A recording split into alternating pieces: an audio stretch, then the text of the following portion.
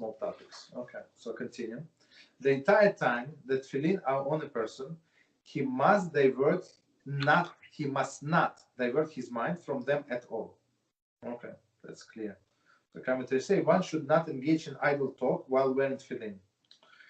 For this get breed person to divert his mind from tefillin. Mishnah Brura, see below CF 23 for another application of this halacha. Okay, so I mean it's not proper. So some people learn with tefillin, so they finish praying and they want to learn with tefillin. Okay, that's what it's proper thing to do. But idle chatter like ask how are you, what are your plans for a weekend? So we don't do. Okay, except in the time when praying Shmona Esrei or when he's learning Torah. Okay, so one more time the whole sentence. Sorry, the entire time that tefillin are on a person, he must not divert his mind from them at all, except in the time when he's praying Shmona Esrei. So when he prays Shmona Esrei, all your attention should be to Shmona Esrei, right? The intention, right? So you're allowed to forget about tefillin for these few minutes, or when he's learning Torah, I mean you are deeply engrossed in Torah learning. You're not paying attention to tefillin. And there is only exception. It is forbidden to eat meal while wearing tefillin. I don't know anybody who would do that, but probably people might think that they are very holy, right? But it is permitted to partake of a snack while wearing tefillin, while wearing them. Commentary. Eating up a volume of a neck is considered a snack. With regard to this halacha, Mishnah Brura. So basically, egg is it's a kibbutz. It's 2 ounces. So if it's less than 2 ounces, they say it's like a snack. Okay, I'm wearing them.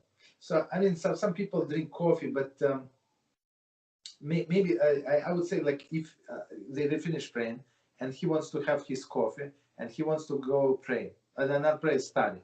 Okay, so in this case would be allowed. Or he wants to have a small cookie or whatever, right? So like, but the main intention is to go on, so it would be allowed. With regard to sleeping, it is forbidden to take even short nap while wearing them. That's very strict. Oh no. Okay. So all right. So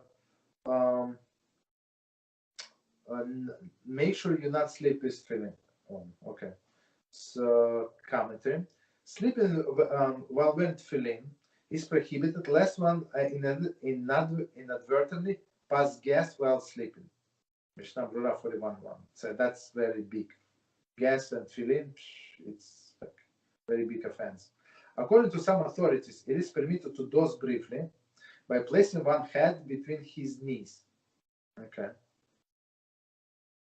See, maybe it's not very convenient, so the person is not able to sleep very long like this. That's what I think.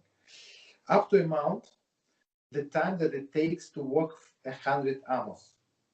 This is approximately 1/67 of an hour, less than a minute. Mishnah Brura 44:4. So if he needs this less than a minute to rest, so that's what he should know. But basically, I mean, why are they saying this? Because especially in the olden days, not in the days of Kitzur, but even before the days of, maybe in the days of Kitzur, also some people they would wear tefillin all day, but they started in in a kollel and stuff like that. I mean, nobody's stopping them. They can wear tefillin the whole day, but very careful, be very careful with gas, right, and not sleeping. Okay, and not eating like full meal. Okay.